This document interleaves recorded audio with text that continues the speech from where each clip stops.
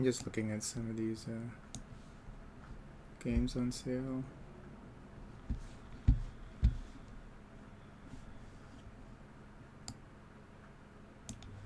At Green Man Gaming. Green Game. Yeah, we've gotten to a point where, you know, I pretty much have all of these games already. If it's not totally new, you know, chances are I've already gotten the game.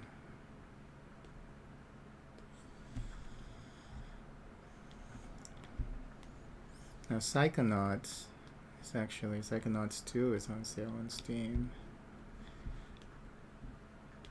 But it's still kinda expensive. It's like $45. 25% off. I'm still trying to decide whether or not that's worth it.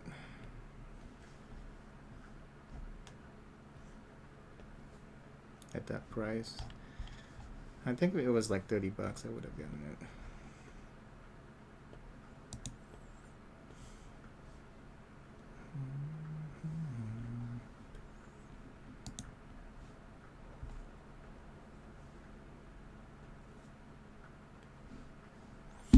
All right, let's get this going. Let's see if we can get Ashton's part of the story completed tonight. And hopefully, with my two streams, my two Gothtober streams tomorrow, we'll be able to complete this game. If not, like I said earlier, you know, I'll still play it until I have completed it. So even into next month, just so that we can get the game completed. It's just such a long game, and then things came up, you know, like last week where I couldn't stream for a little bit. So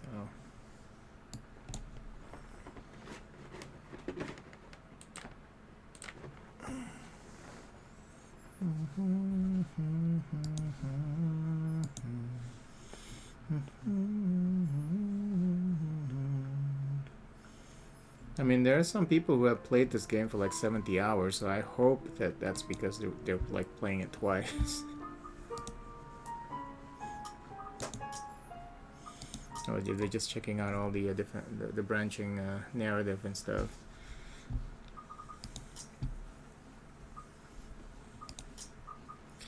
A dreary downpour starts off the Monday. Although it doesn't last for more than an hour, the dark clouds lift just after the sun peaks over the horizon. Brief as it is, the rain has significantly dampened the park's usual cheery vibe. Mornings like this often mark the start of another bad week.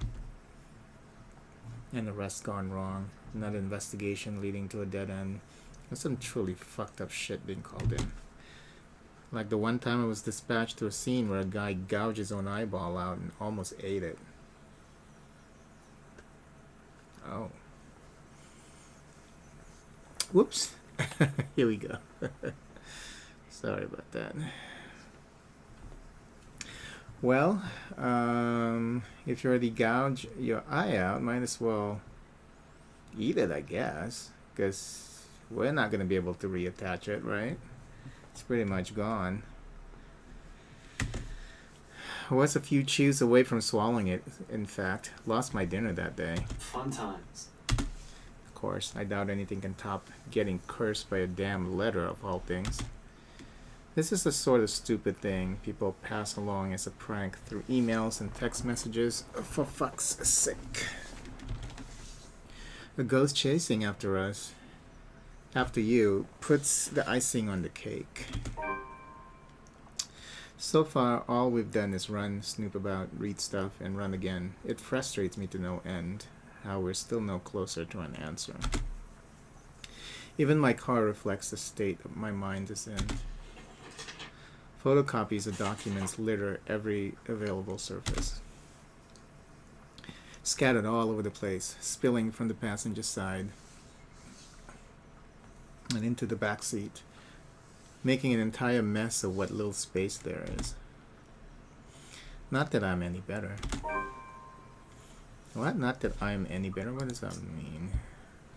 Oh, you mean his predicament, I guess, or his situation, or his current status.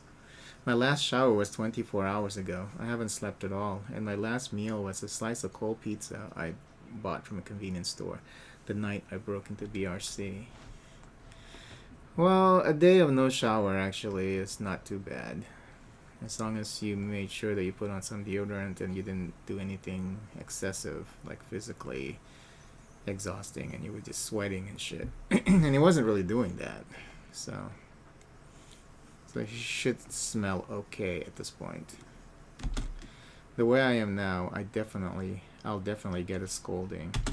Rebecca will definitely give me an earful and tell me to take care of myself better. Say that I'm killing myself on the job.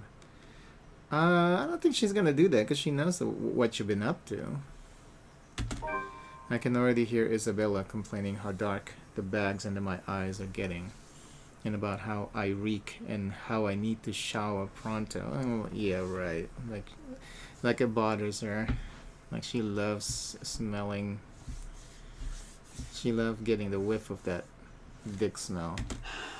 I can rest easy when this is all over. It's not that I can't feel the pang of hunger with that woman chasing after you. It's difficult not to feel anything other than horror. Hey Leon, how are you?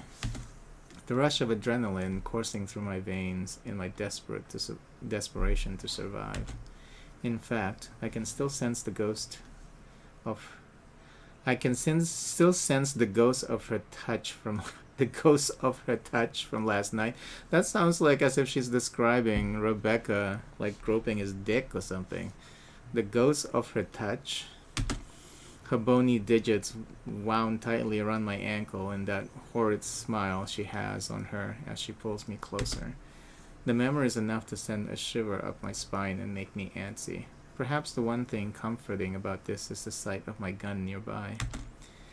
From my dashboard, sunlight glints off Ophelia's surface. He calls it Ophelia. I'm doing alright. Normally, I keep it hidden in a compartment. Luxembourg police regulations only allows authorized people to carry firearms, and even those are limited. I do have that authorization. Well, he's a cop. Of course he has the authorization to carry a gun. But I never really saw the need for its use when the standard issue taser are more than good enough to incapacitate anyone. If not, I can always throw them on their back. Those judo lesson Dad forced me to get as a kid has its uses too. Oh my god. Yeah. Something wrong with Ash. On a ghost though, all of those will probably yield the same result. They're all useless. I might as well use a stick. However, it's the feeling of ease I'm after, or what little of it I can gather from it. The awareness that I, at least, have something to protect myself with in case things go wrong. That I can still protect the people who are still depending on me despite the missteps I've taken. It doesn't take the edge off though, the feeling that your whole body has been strained beyond its capacity. Frankly, I'm already running out of steam. The only thing pushing me right now is knowing someone's still depending on me. My stretch is still in order though. I've been sitting here since last night. Soon I step out of my car, closing it behind me with a thud as I take in my surroundings. The rain did wonders. The morning air feels crisper and cooler than it has ever been in days. For once, the weather seems to be taking a turn for the normal. Luxembourg's normal. In the distance, beyond the buildings lining the horizon, dark clouds are blowing in. I don't see it. A storm might be due this evening, give or take. A shame for the people looking forward to Halloween night. I'm just not sure whether this is something I can look forward to as well. Still, I bask in the change it brings. Inhale, exhale, breathing in, taking in the peace, as if it'll be my last. But as with all good things, the quiet shortly comes to an end. Not necessarily a bad end. The chatter reaches my ears first, halting my movements. Sure enough, when I glance up, I find them, Rebecca and Isabella, just as they've entered the park grounds, bags of convenience store food in hand. After last night's fight from Salemwell, we've elected to stay the night here, unsure if our own homes will still be safe. Instead of it's like they don't have money. They could have rented. They could have stayed at a hotel. So silly. Normally, would all be adverse to the idea of spending the night outside like this, but panic and distress has tainted that decision. It's not like any of us has gotten an ounce of sleep. Anyway, on the off chance one of us did, it only lasted for a second, but it's a fitful one. But looking at them right now from afar, it's easy to mistake them for just a group of friends on their day out. Isabella is gesturing wildly with her arms as she talks. Something funny or amusing, probably, because it's soon followed by Rebecca's giggles. Their voices fill the atmosphere with light air, temporarily easing off the disheartening mood. It's easy to pretend we're not knee-deep in a life and death situation the way they're acting now. Easy to forget one of us is being framed for a crime he didn't commit. He's already dead. If anything, it's only their appearance that betrays that mask. Slightly disheveled, bags under their eyes, exhausted curve in their shoulders, and dragging footsteps. But the closer they get, the more obvious these signs are to the naked eye. Rebecca passes an energy drink my way the moment the distance allows it. Isabella hands me the other bag she's holding before seating herself on the edge of the fountain. The scent of warm food. What is that? Sandwich? Rice and like slices of steak, meat, something. It looks good. The scent of warm food immediately wafts from the bag when I open it, carried further by a passing breeze.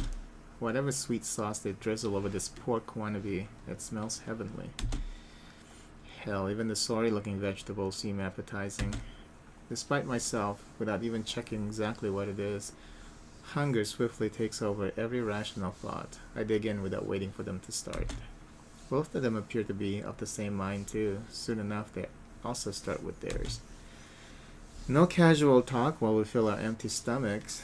Exhausted as we all are, food is something we can't forego. Starvation dulls the thinking, weakens the body. If we are to survive this, we're going to have to take care of ourselves first. It's one thing Zach will likely remind me if he's here. In a matter of minutes, we're done and dumping the empty cartons on the nearby waste bin. Along with it is the shift in the mood. Back to dismal.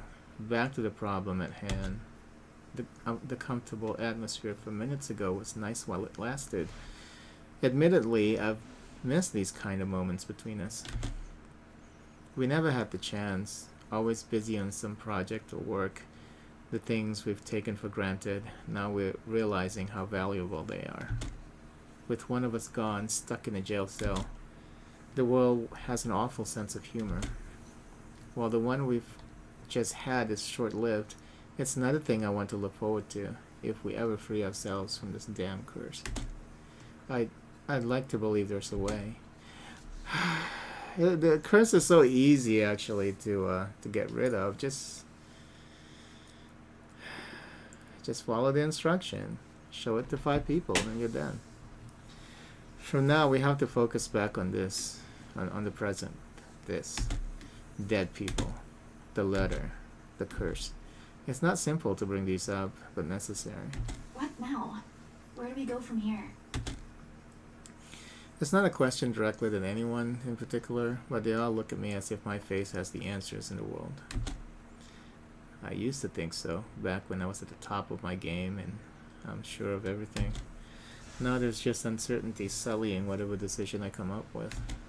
At some point, logic has simply stopped working here and we've started grasping at straws.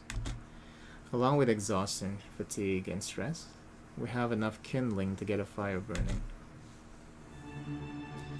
The not so pleasant kind of fire. Well, first, we can't just stay here. That much is obvious. But we can't just keep running like this either, Becca. Sooner or later, she'll... As if we have a choice. We can't even go back to our own homes because that thing might get us. No, we're safe. But dying is the last thing I want to do right now, Isabella. Not to a stupid chain letter. You were too gullible to pick up, bring with you, and show to everyone. I didn't do it on purpose. Well, technically then, Rebecca shouldn't be cursed by this because she showed it to... What was the instruction though? I don't remember the exact instruction. Maybe she needed to copy it first. But she showed it to Ashton, Rebecca, Zachary, and then the Wrights, and Miss Karaoke. So she showed it to like 6 people. So she shouldn't be cursed by this anymore. But she's still cursed by it. So maybe it doesn't matter. As long as you see it, then the curse just stays with you until you get killed. Becca, had I known, I wouldn't have... You two. Now's not really the time to be shouting at each other. I'm already getting a headache, so if you guys could calm down, that'd be really great. Well, isn't that rich coming from you? Whose side are you on, Ash? Why does anyone have to pick a side? You're a rational person, Becca. You know we can't just say it's her fault. She did warn us not to open it, and That doesn't exempt her from any blame. She's still largely responsible for it. And you're not? I didn't say that! Do you really think I don't blame myself for this as well? I tried to warn all of you. None of you listened. Now you're blaming me for something I kept telling you guys since day one? You're just as responsible for this as I am. So now, you're throwing it back at us. We wouldn't even be having this problem if you're... Cut this out, okay? This isn't the time to have some dumb argument. If you don't want to get caught in it, then stay out of this, Ash. Oh no, Ash. Don't stop her. Let her say it. I'm sure she has plenty more to say. If I didn't know any better, she's already. Already what? You want me to say it? Out loud? That I find you in this whole thing? Alright, that's enough! Both of you, stop this! They both falter to silence at my words, and an awkward, stifling mood descends within the 3 of us. I did not mean to shout, to snap at them, to add that to that kindling, not in a moment when anytime, anywhere she might get to one of us. We're all in the same boat, yet here we are, playing the blame game. Little by little, we are falling apart, caving into the pressure, to the bleak situation we're trapped in. Did that ghost mean for this to happen? To divide each of us so she can pick us off one by one, right after? Who knows? Anything's possible now if her kind can exist. With the fire burning between us rising as high as it does now, I'm afraid, deathly afraid, that the possibility might come sooner than I can figure all of this out. Fuck, I still can't think straight.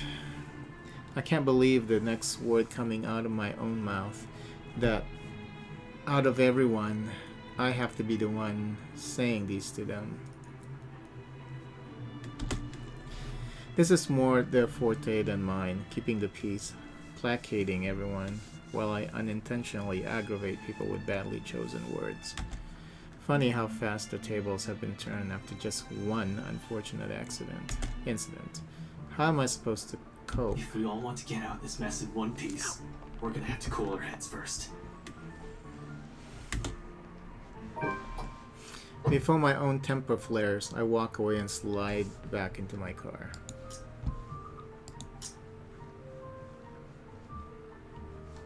After spending the night at the local park, Ashton and his friends tried to figure out what their next step will be. However, coupled with fatigue and stress, the conversation quickly went downhill. Frustrated, Ashton walked out, suggesting they cool their heads first. Yoshi?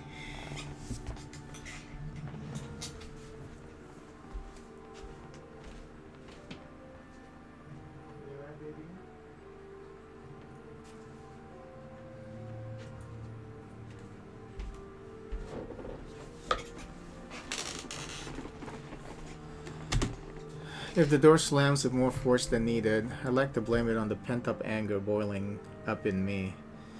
I'm not even sure what or who I am angry at. The ghost? At them? Or maybe at myself for being this useless.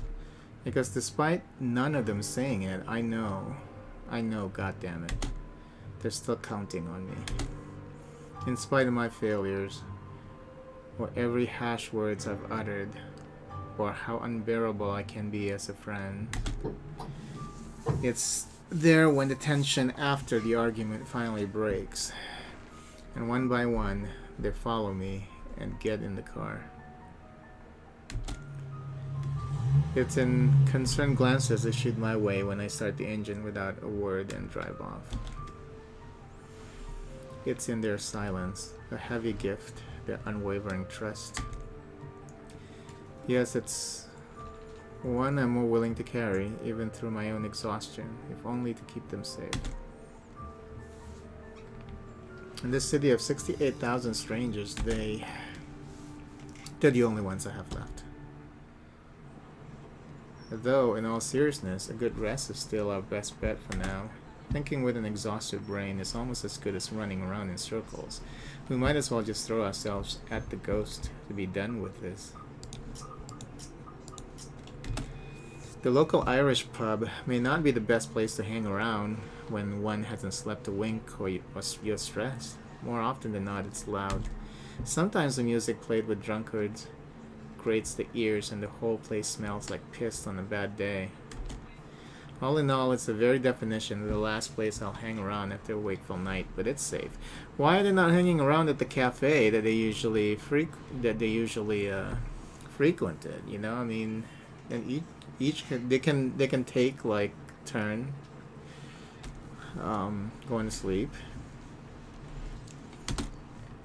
These people are not smart. Or as safe as it can be with G's security watching the place. Make it easy to find help in case you find yourself in a tight spot. The place being owned by a person I've implicitly placed my trust on provides some semblance of comfort to. Gregor, bartender G, or just G to his regular patrons, might be rough around the edges. Sometimes a bit too gruff for a man serving drinks behind the counter, but he belongs to the good folk of this city. If there's anyone in this place I can rely on to look after people important to me, it's probably him. He means well, surprisingly, despite his surly demeanor. Cares to some extent for people he likely only see once or twice a week or on a bad day. Not the best job in the world in my opinion, but that's exactly it, isn't it? In wine, there is truth. Alcohol, in this case. It loosens the tongue, forces one to let his or her guard down. Whatever inhibitions anyone has, it all flies straight out of the window after a few glasses. It has made him observant, too. Always has one or two things to say about someone or something. Most of the time, it's me. Opinionated ass. Yoshi?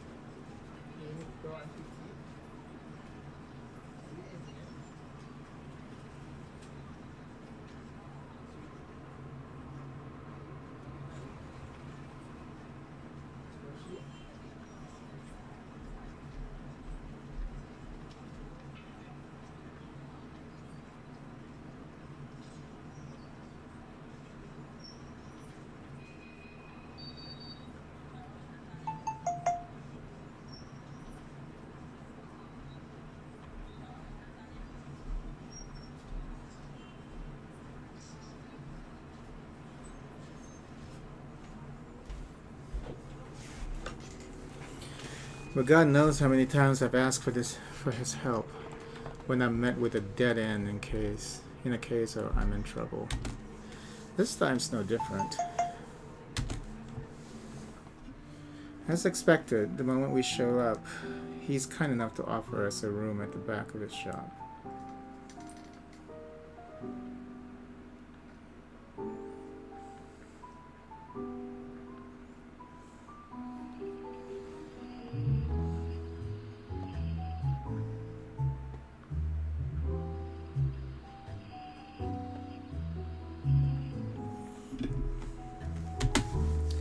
A single look at my face, I don't even need to say anything. The next thing we know, he's leading us in. No questions asked. Maybe it's also for this reason why I find myself drifting towards this station hours later. After having gotten that much needed shut-eye. Newly washed drinking glasses and tumblers lined the counter surface when I entered the room. Behind the bar, G's busy wiping each of them clean, likely prepping it for tonight's use.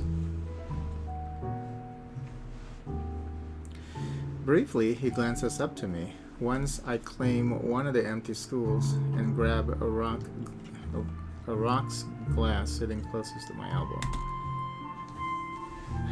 Turning it absent-mindedly in my palm, just to keep my hands occupied while my brain's busy, still trying to make sense of everything. Even at a dead hour, with only a few patrons smiling about, this place still smells strongly of liquor. Honestly, I've never grown fond of it. Regardless of how many times I've made a trip or sat here, on the same spot, just talking with the old man, I've never been fond of drinking in the first place. Yet oddly, it's the nasty odor of a brewery that helps clear the mind this time, along with the lack of establishment's usual hubbub and the occasional clinking of glasses. Even more bizarre is that, through my lack of words, G doesn't say anything.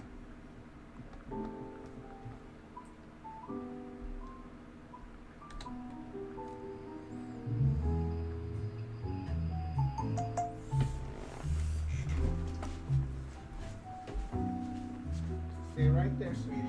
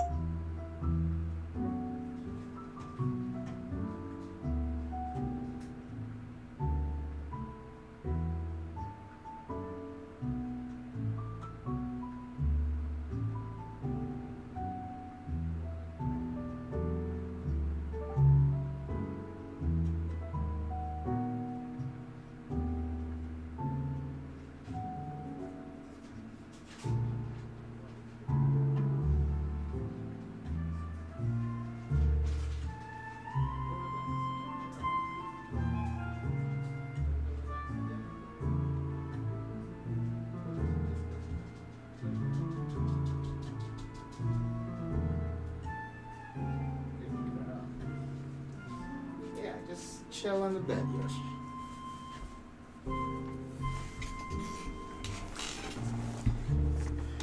Even more bizarre is that, through my lack of words, she doesn't say anything. I already read that. Although it's clear from the way his mouth has curved up in a tight frown that he has questions. A bucket load of it, he wisely keeps it shut. Instead, he simply focuses back on his work. Rinse, wipe, stash away, repeat. Going through the motions with such familiarity, it's almost a trance.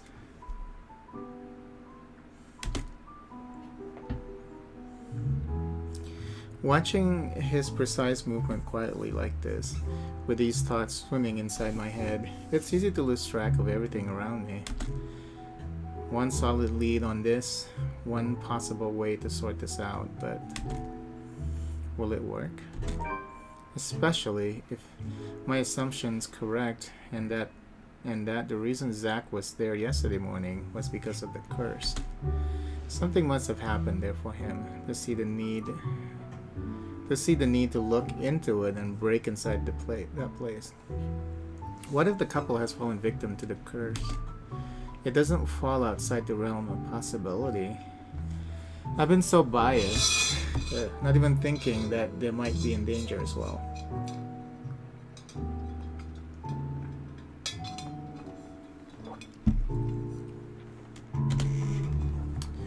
But during the open house with Isabella, they might have seen the letter and... Fuck. Stupid, stupid, stupid. Some fucking detective I am. You ain't no detective. That's likely the moment when Koopa saw it. If the logic holds, I need to hurry there right away. And if there are answers anywhere, it would be there. It should be there, where all of this fucking mess started. It's not only my life on the line here. There are others.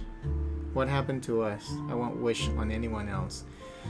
No matter how much I loathe them, or how complicated all of this has suddenly become. The letter, that woman, the mansion, and now there are the voices lacing venom inside every crevice in my head, murmurs that jeer, scoff, and deride whenever an opportunity presents itself. It's because you did this. It's all your fault. Why won't you believe me? A reminder of what I failed to do and of who I failed. At some point, they all began to blur together, twinning and coiling, twining and coiling. Every horrid image and memory of her seeking the forefront of my mind.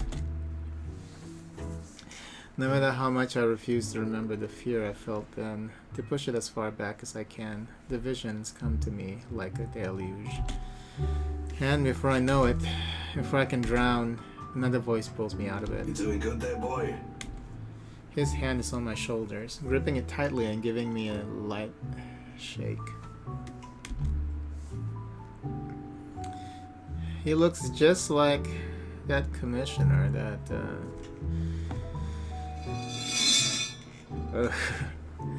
it looks just like that, what is it? Police, the police commissioner. Are they related? There's relief in his face when I finally look up at him, though his frown appears more distinct than the concern in his eyes. It's deeper now, marred with worry and agitation. My God, where's this hair coming from?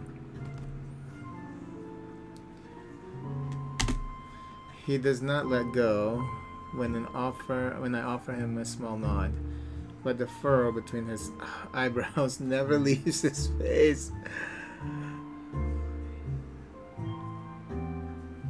There's like a couple of strands are just going wild on my face. He always has a knack for reading people. After all, even someone who can be as closed off or distant like me. In all the time I've spent in the Force, there's only one other person who's as keen as this old guy. The Chief. Yeah, now you're seeing the similarity between them. Funny and weird to some degree.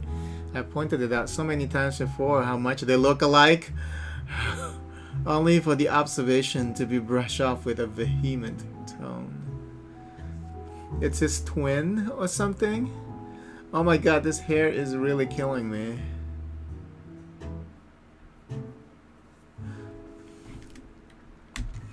I've never brought it up again after the third time, out of respect for the guy. Whatever it is, it's clear it's something he doesn't want to talk about. Why push, right? However, during times like this, it's impossible for the thought not to come up. He even has the glare down pat. Under his wordless scrutiny, I feel like a damn rookie again. You're looking a bit green. Sure you got plenty of rest back there? They even sound the same. You were only out for an hour or two. Wouldn't hurt to try and get some sleep. I'll keep an eye out.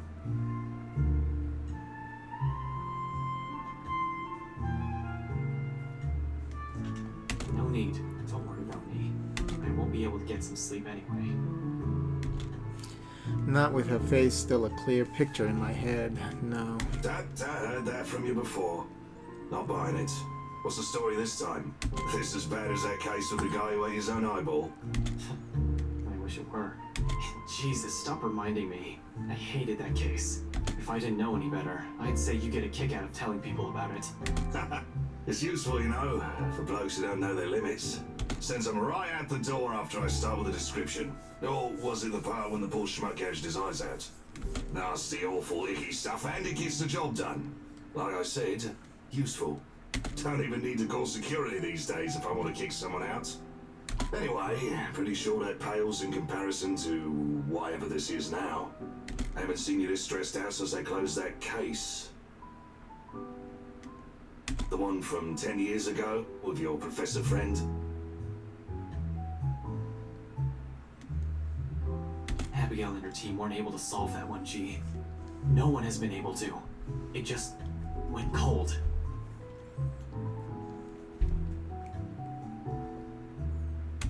Same difference.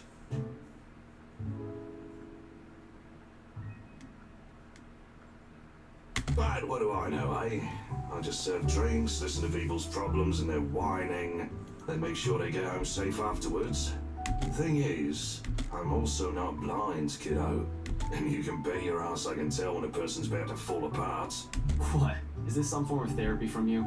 Are you going to offer me free drinks now? Really?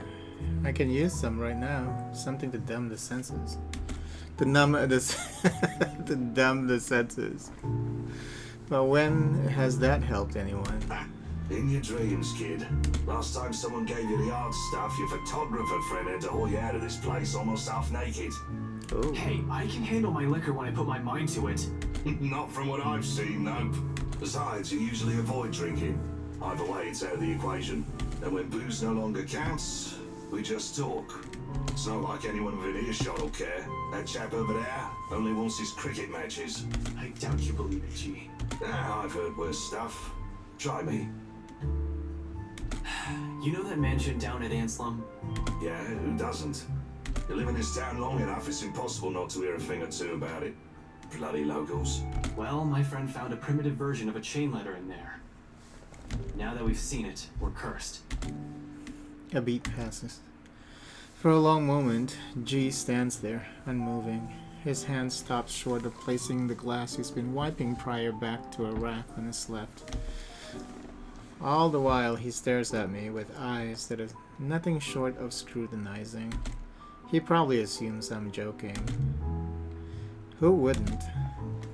Not a week ago, I've been put in the same position. Even now, in spite of the things I've seen and heard, it simply won't sink in. Well, maybe this is just desperation creeping in. The idea that I may not be able to find a way out of this. Whatever the case is, for people who hasn't experienced what I'm going through, this'll merely sound like an awful Halloween prank. It's not a prank. This must have been what Isabella felt the whole time we made fun of her that day. This isn't a prank. I saw something. Now it's too late. We're stuck in a never-ending nightmare where the only way out might be death. And like I've expected, G's reaction to it, and amused laughter. It booms throughout the whole pub after a long bout of silence, like I've just told him a particularly funny joke. Okay. Good one, kid. You don't want to spill. No one's forcing you. Seriously, though. Good one.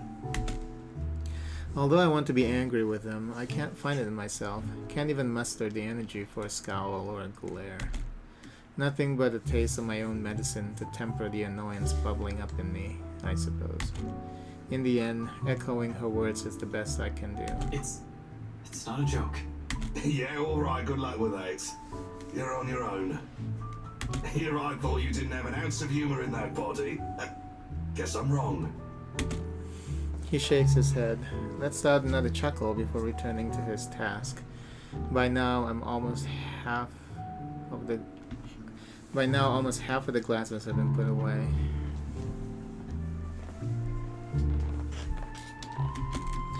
The only ones remaining are the smaller kind used for shots and stemmed ones for cocktails. Despite being busy with his task, his amusement does not entirely disappear from his face. He keeps talking as if I'm simply another customer he entertains with his stories.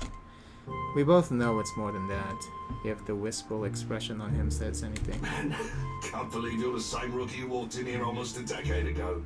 Too smart for his own good, that boy. has always been 2 steps ahead of things. Now he's here, sulking. I must have screwed up somewhere then. I must have screwed up a lot. For things to suddenly shift like this, for me to become a mere shadow of the person I used to be. Nah, I don't think so. This one, screwed up. Not by a mile. It's too early to say. You've still got several years ahead of you, Holmes. Take it easy. But some things change, eh? It has been years, and you were a kid back then. You know, the sort that's a bit unsure, making all the horrible decisions in life he'd eventually be embarrassed to talk about. You never stopped calling me kid, though. Well, you still are. It's just that this time, you're sure of who that badge and gun is for. What was it you police types usually say? To protect and serve, yeah? A significant pause follows as it at its heels. From both of us, as he allows its meaning to sink in and spur something in me, stirring a feeling both heavy and forceful, but not completely unwelcome. Familiar, though before I can even clarify what he's trying to imply or gather my thoughts on the matter, G turns away to begin his work on the silverwares. After the argument at the park, Ashton took his friends someplace where they could rest, excuse me. G welcomed them to his pub without question, while the others were sleeping. The detective and the bartender had a little chat about the past and what had changed over the years. Oh my god. Okay, this fan is... okay.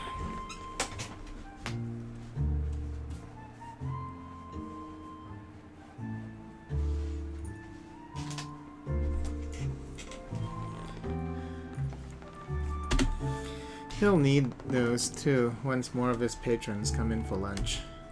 Slow and easy. A sharp contrast with the strained air we've been wading through these past weeks. A fleeting moment, but one I allow myself to relish, if only because of its absence lately. The way things are now, this is almost a gift. So when it ends with the sound of my phone ringing, a sigh is all that leaves me.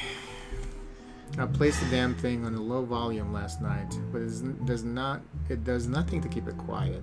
I don't even know if I want to answer it right now. It has brought me nothing but one bad news after another. Thinking back about it only makes me want to chuck it into the closest trash bin I can find. Not that it will help things, of course. Another exhale slips past my lips before I pull it out, quickly swiping over the screen without checking the caller ID. After all, the one who'll worry or fret over how awful I might sound right now are here with me. My parents never call around this hour, so chances are it's probably just the chef. The chief or Abigail. There's Zach, but he's in a position where contacting me is impossible. Placed in jail by some scumbag for a crime he likely didn't commit. No use pretending what I'm not when it's anything but. Inspector Frey speaking. Good morning, sir. Sorry to bother you this early. What is this about? It's about your friend, you know? The guy I called you about yesterday, the one they got in the night before. Zachary Steele. His hesitant note does nothing to diminish the lump that has suddenly lodged itself at the base of my throat. What are the chances? What are the chances that something went wrong while I'm not looking, while I'm out here brooding of all things? How is he? Is he doing okay? We actually have a problem, Detective Inspector. Hasty assumptions aren't a usual fare in my book. That shouldn't change right now. The precinct is secure. It's supposed to be. They have guards manning the station 24/7. If anything happens, all Zach has to do is shout and someone will be there for him. Even if it's a phantom going after him, it should be safe there. It should have been. Yet none of these reassurances will allay my suspicions, and whatever little thread of hope I'm hanging on to frays slowly as each second of silence passes by. An expectation so weak, faint, I might as well just let it go and prepare myself for the worst. It's a feeble attempt at optimism I will never get used to. This is out of my depth. This isn't my forte. Zach's maybe. Rebecca's too. Never mind. Hell, this is the kind of mood Isabella has always unknowingly brought with her. What her eyes often conveyed, what I've often found myself searching in her whenever I looked to them. But no matter how many times I repeat my words of comfort or calming images inside my head, the hollow chill at the base of my stomach refuses to ease. Even my voice shakes when I urge Officer Renz to speak again, weak and unsteady. The only thing keeping me from stumbling when I abruptly stand is the counter's solid support behind me. Beside me, the flat of my hand braced against it for leverage. Officer Renz. Renz, right? What happened? You're supposed to keep an eye on him, yeah? It's protocol. Your friend, sir, he's... I think it'd be better if you just saw it yourself, sir. This isn't something you should be hearing over the phone. Chief Inspector Lee wants you to report in as well. It's about the case Luke Wright filed yesterday and... The rest never registers. Rather, my brain refuses to acknowledge any of it. Not even the possibility that this might just be a terrible joke. All I can think of is a suffocating dread and a piercing noise, white and deafening, ringing in my ears despite the bar's morning hush. There's only Zach. Only the whole expanse of Lexborn, separating me from the one person I still believe safe from this whole fucked up situation we found ourselves in. Along with the voices, vile ones, whispers that taunt, jeer, and mock. Each vague utterance growing relentless as I make my way out of the bar without another word to G and slide back into my car. Driving off with my body on autopilot, mind in a daze and afraid, utterly afraid, that this time I have permanently lost someone in my life. That you did. The whole precinct is in an uproar. Oops.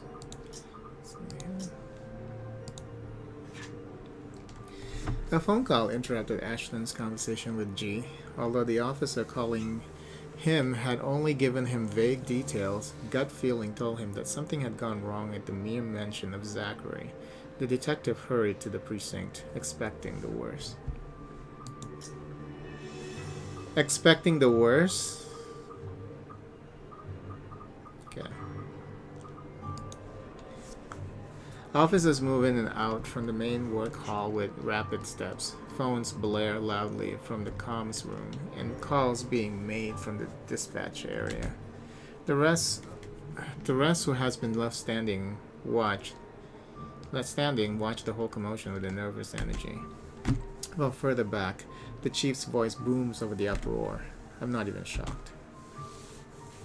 He may appear like a bumbling fool at first glance, but he has kept this city safe for years. Oh, my back is itchy.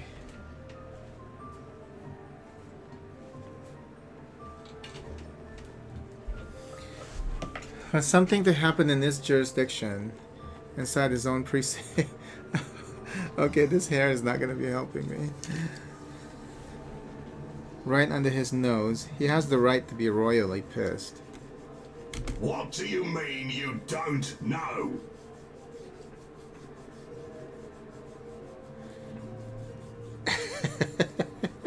Don't give me that shite, Sergeant! How can one person, slip past you? You can't even keep an eye on one man! His statement gives me pause.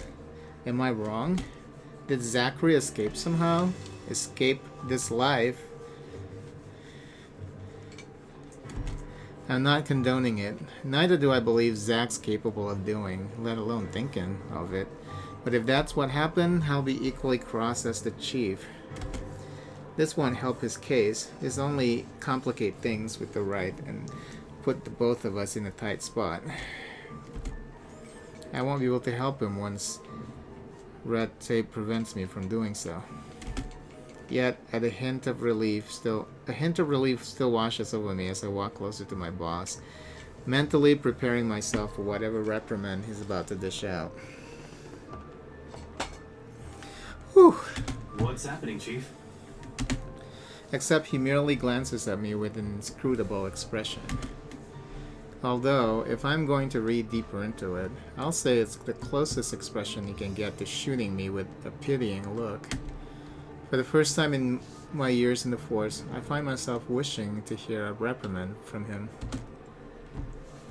Whatever that stare means, it can't be good. Coupled with the officer Ren's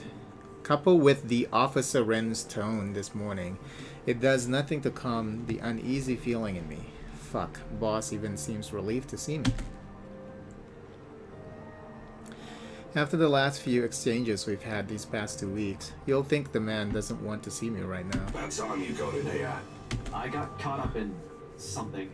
Sorry, Chief. What's going on? Is there a problem with Zach? He hesitates for a second before his frown eases with a long, dragged-out exhale. I'm not sure if you can call this a problem, Frey, but I'll let you be the judge of that. Follow me.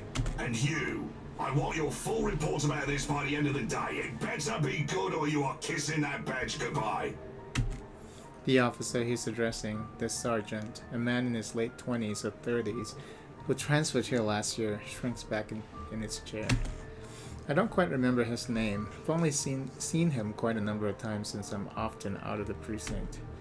But if my memory serves me right, he's the guy currently assigned to late night shift, at least until this month's ends. Depending on how bad this is, he'll either be given a verbal warning, a suspension, or a dismissal.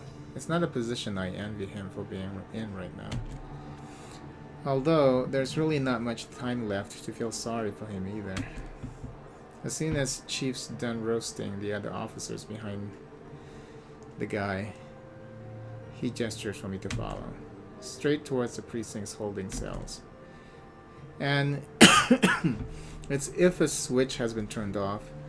The moment he steps away from the small crowd, the entire main lobby goes silent. For one reason or another, it feels like everybody's simply waiting for the metaphorical hammer to fall. Even their stares before we turn to the adjacent hallway exude the same pitying vibe as the Chief's, all of which I might have easily ignored any other day. People here can be a bunch of gossip mongers. It's only the significant glance Chief throws my way, before pushing the door open, that stops me. Not that there's even a need to mull over it, because the moment he swings it open, it strikes me. A sharp, dry, metallic scent. I've already grown familiar with it over the years. It's another one of those things you'll never get used to once they start handing you the homicide cases. Now just a whiff of it tells enough for me to gauge the severity of the situation. This isn't the festering smell you get when someone in the room has a flesh wound.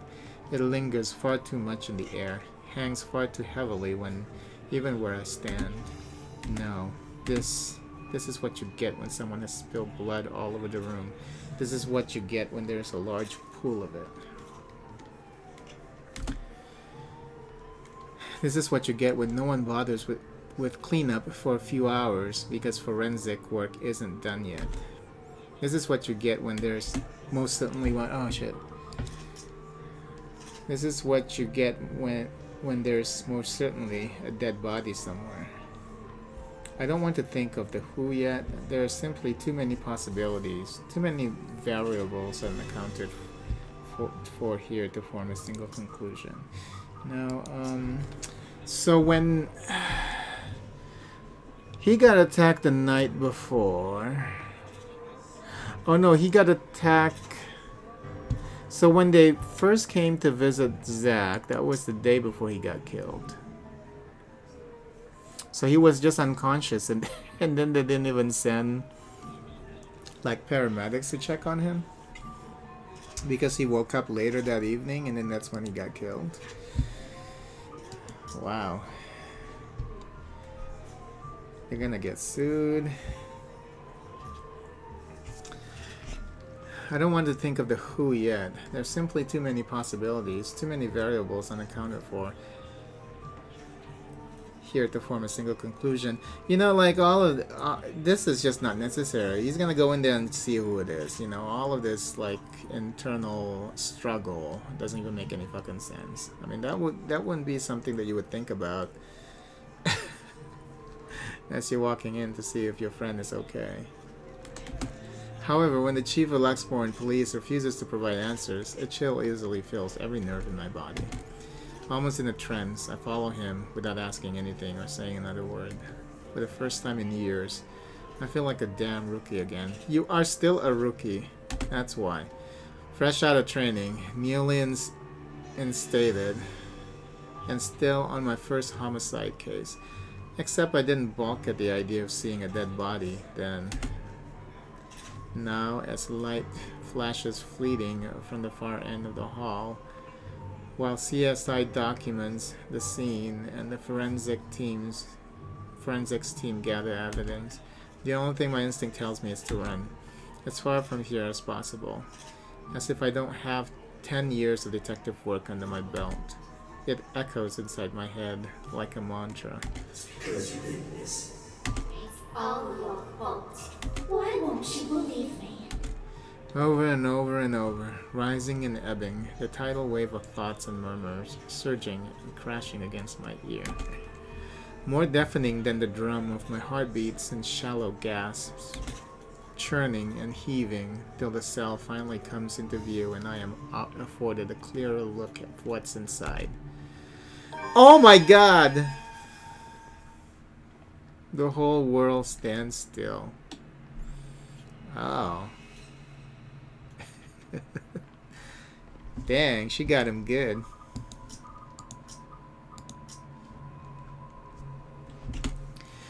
In one single moment, every noise, every smell, every person in the room all ceases to matter the second my eyes land on his prone form.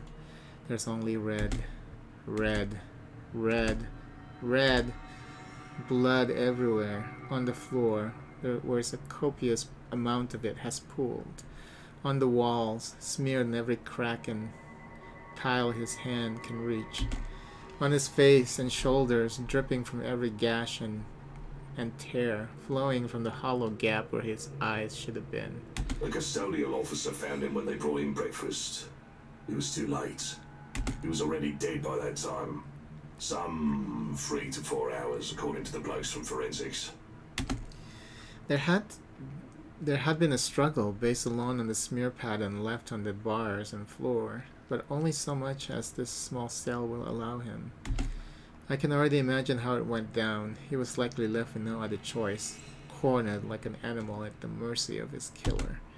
In this cell, there would have been no escape. The only thing he would have been able to do is shout for help. Perhaps the same plea written on floor closest to him.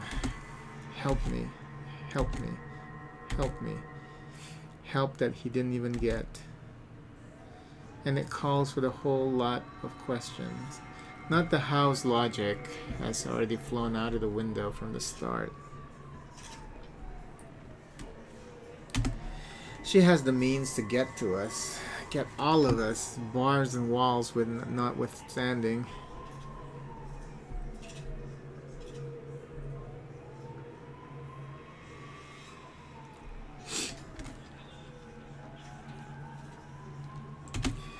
The whys, though. No one heard him? Not even one from the guys on duty last night? Because Zach's not an idiot. He would have asked for help. He would have yelled. Anybody would have yelled if they're being attacked by that thing. Oh, one of them did, but thought nothing of it. Then why didn't they do anything? He's just a room away! They must have assumed your friend's just asking for attention. Henry wasn't clear on the details when I questioned him about it.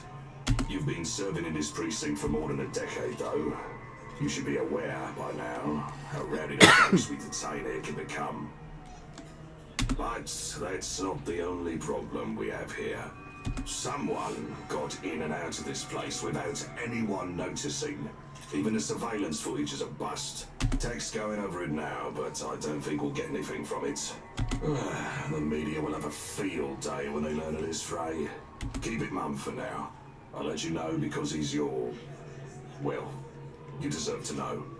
The poor bloke's your friend, after all. I just don't want the commissioner hearing of this before I can tell him anything. Or at least, until we've figured out how the butcher got in. You think this is an inside job? What else can it be? It's either that or we have a damn good criminal mastermind walking this city. Really, I want to say something. I want to tell him that this isn't what he's thinking. That all this time the Anselm Butcher never existed. It is a curse the people of this city has been laughing at for centuries. The way things are going, we'll simply find ourselves at a dead end. Chances are, they'll just have to find an innocent chap to blame for everything, like what Wright did to Zack. A scapegoat for things they can't explain. But how am I supposed to tell anyone, let alone get them to believe my words? I'll sound like an idiot. They'll likely brush me off the same way I've done with Isabella's warnings. In the end, clenching my fists at my sides and gritting my teeth is all I'm able to do. Zack's lifeless face stares back at me, an accusation in them, sharp and searing, an expression that etches itself deep within my mind once the first officer waves us both out of the room. Another ghastly image I will never be able to forget. Another memory that will probably haunt me until my last dying breath. Another regret. Chief dismisses me barely an hour later, sending me off with nothing but a light pat and another sorry expression. I'm not entirely sure if that's supposed to be reassuring. There's plenty more to do, a lot of people to call and tell, and all of it falls on me. No matter how awful the news I'll bring will be, it'll be better if this comes from a person his family and friends know. Still, my body refuses any notion of movement. The thought of telling Rebecca and Isabella about this, it will upset them both. I don't even want to imagine what his grandparents will say. They're good, kind, warm-hearted people who has given me another family even without me asking for it. They welcome me, invited me every time, easily reminded me of what having a whole home feels like. I thought I've already forgotten it. Zack's old sister will definitely show up in my apartment, though. Ring my doorbell and punch me as soon as I open the door, just like last time. She's right. I'm the kind of person who brings nothing but trouble. She's known all along that Zack should have stopped hanging out with me. Warned him several times. Zack often laughed her concerns off. I used to think it's because he enjoys the friendship as much as I do, despite a huge part of it going unspoken between us throughout the years. Now he's dead. I thought I had more time, thought he'd be safe. I acted too late, and in the deafening silence of my car, the only thing I am able to do is close my eyes, rest my forehead against the cold surface of the steering wheel, and scream. Scream until my throat bleeds raw. Scream until my lungs burn. Scream until all that remains are the guilt and tears. I thought the ghost was gonna get him. The sun hangs lower when I drive back to the pub and drag myself inside, still too unsure how to break the news. Around this time, the patrons usually start to trickle into the main lounge until it reaches a peak around midnight. Today, however, it remains thin.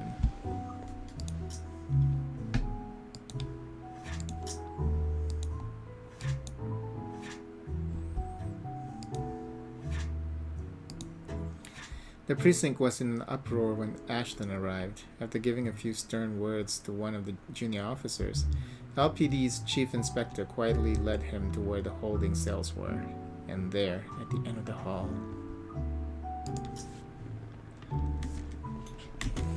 But considering what day it is, it isn't too worrisome for the kind of business G runs. He has always complained about the lack of a decent crowd and a weak start. on week start, although he doesn't really begrudge his customers for it.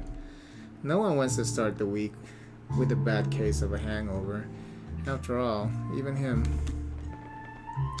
Which makes the concerned look he gives me come off a bit too odd. With the kind of danger we're in, and after what happened to Zack, this swiftly puts me on the edge, even before I can fully process and analyze the scene in front of me. Something wrong, G? G hums, but there's an undertone of annoyance in it despite his casual and open movements. And only after he finishes wiping a tumbler and carefully settles it face down on the table does he give me an answer. The way he stares back at me honestly makes me squirm. It feels like I'm being stared down by my primary school teacher for sleeping in class again. Nothing much. Monday's still a slow day for this place. But you might want to check on your friends, kid. Looks like one of them woke up on the wrong side of the bed while you were out. Another question forms in my head, along with a small, confused frown. Though before a single syllable slips past my mouth, Rebecca's irate voice rings out from some part of the main lounge. From the sound of it, it appears woke up on the wrong side of the bed is a complete understatement. Alone? You know we can't just go in there. Why did you think Ash stopped me yesterday? But we don't have any other choice, Becca. There's really no other way. We have to go there. If you'll just... Isabella? No. That doesn't sound too comforting. Once Rebecca assumes that kind of tone in an argument with Isabella, it usually ends up with one of them walking out or both giving the others silent treatment. It lasts for about a week at most, if it's really bad, which really isn't what we need right now. I've hoped the bad blood from this morning will simply blow over. After all of us has gotten a decent rest. Turns out sleep isn't just what some of us need. Even G appears to understand it. In spite of his efforts to look as unconcerned as possible, there's a tense set on his shoulders. A nervous edge lingers in his eyes, as it occasionally flickers over where Rebecca and Isabella's voices are coming from. He doesn't want to deal with this, especially at the start of another busy week. Neither do I. Things have worked out well between them before, without Zack or I meddling. But the imploring gaze G directs at me leaves me with no other choice. It almost feels like he's guilting me into doing something about it. I hate that it's working. You know how I run this pub, kid. No fist fights, no cat fights, only good booze, bad puns, and off-key singing. Go fix it before it blows up in your faces. I'd hate to throw two girls out of this place over a petty argument. It's probably not as petty if Rebecca had already shouting like that. But I give him a nod nevertheless. Sorry about this, G. He hums something under his breath for an answer and waves me off, turning away and returning to his work without another word. Even with the lack of a sizable crowd, he likes to keep busy. We're the same in that regard. Can't remain still, always has to stay moving, doing something, thinking, whatever keeps the brain at work. I leave him to it shortly after. Rebecca's voice rings out once again, followed by Isabella's. That part of me wants to thank him for all the trouble he has taken for people he barely even know. Once this part is over, I should probably find some way. In the meantime, I have this immediate problem to fix. Gotta get to this before it turns into a shitstorm both of them will regret. And I know both of them will. For all of Isabella's complaints about Rebecca's bossy attitude, or how annoying Rebecca sometimes finds the other's childlike demeanor, it's a friendship they both cherish in their own way. Rebecca's already on her feet when I spot them in an almost deserted area of the pub. I'm willing to bet my entire life savings that people are staying away only because of the brewing storm. Rebecca can have quite the mood when she's crossed. I can't speak for Isabella. I rarely ever see her seething, But from what I've seen yesterday, I don't think I ever want to be at the messy end of it. The way she's glaring up at the redhead from her seat, regardless of how much the other woman towers over her right now, already says everything. Empty plates have been left neatly piled on one corner of the table they occupy, a conversation that turned sour sometime after a late lunch then. Good thing they've already done they are already done and nothing's left to be spilled. Because in the next moment, before I can approach and intervene, Rebecca slams a palm on the table. It sends the silverware clinking sharply against the surface. Isabella flinches momentarily. We both do. Though she shows no indication of surrendering in the face of Rebecca's temper. Everything escalates from there. You've already gotten us in enough trouble because of this blessed ghost everything. You're blaming me again! And you can't expect everyone to fix your mess. You keep on putting the blame on me, but you're the one who didn't listen. All of you! If you just listened in the first place, maybe this wouldn't have happened. But you're too busy acting like you know what's best for everyone, when in fact you're the one who's being selfish.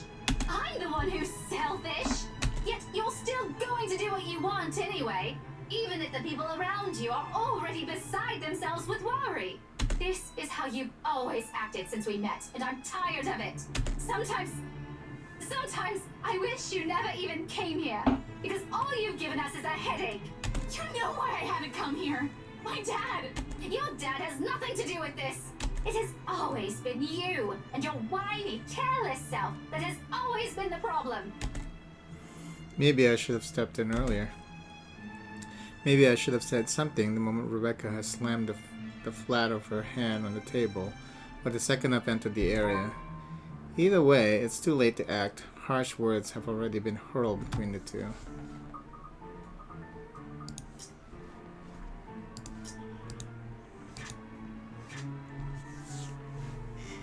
When Ashton showed up at the pub's main lounge again, he caught Rebecca and Isabella in the middle of an argument. The latter insisted on going back to the mansion, which the former strongly opposed. However, Ashton could step in. Harsh words had already been said.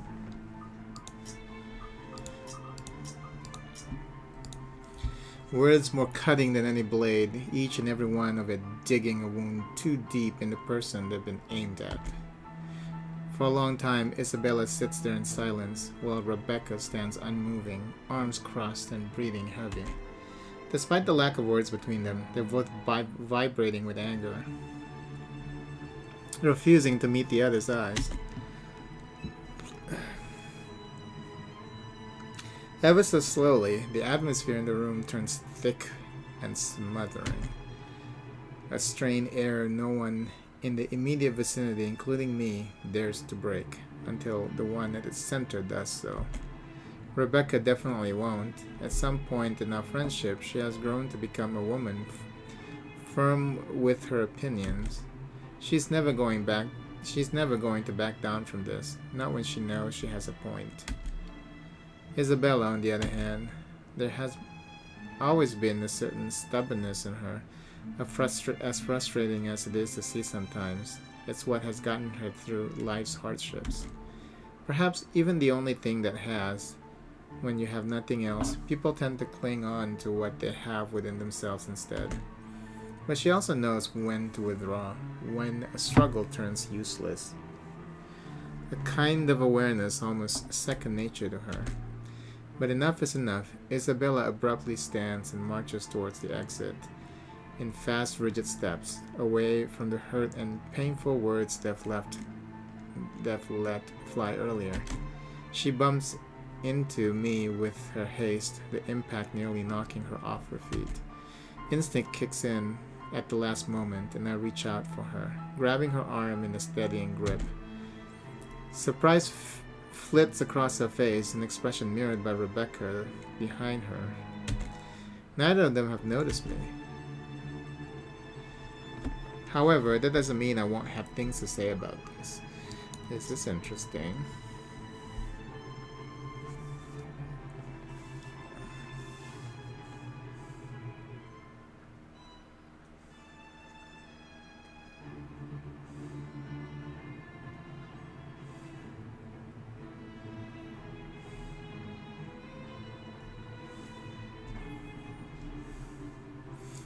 So just to make things interesting, I'm going to take Rebecca's side. Because I don't like Isabella anyway. She is a whiny bitch. Okay.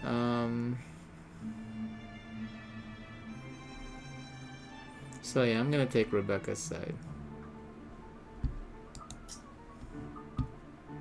Okay. Look at Rebecca's relationship meter. Boing. Not boing. She's all moist now. Let go, Ashton. Rebecca has a point, though. I know, Ash. I just thought we'd find something in there. That if I go back, we'll get the answers we need. I found the letter there, so maybe, right? It's not that I don't agree with her. Hell, I've been considering the same thing. It's the only lead we have, after all. But Rebecca also has a point I will always agree with, no matter how desperate I am. It's not going to be a simple walk in the park. Who knows what we might find in there? If she comes with me, I won't be able to guarantee her safety. She'll be in even greater danger. Hence, alone. If there's a need to go back to that accursed place, I'm going to do it on my own. Whether or not the rest of them agree with this plan is inconsequential. Their well-being is my top priority, and I'm not just about to drag them in there with me.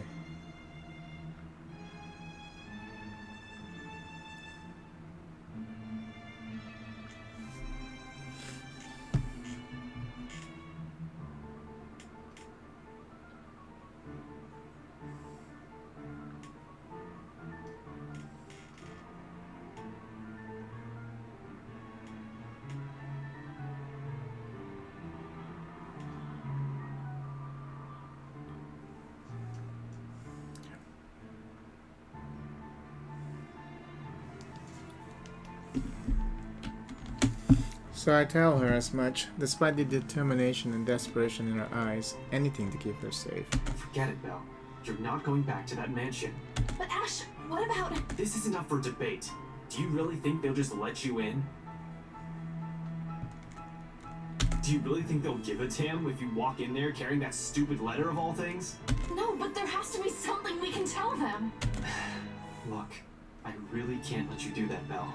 Ash, the people living in that place now, they were with me during the open house. They have to know.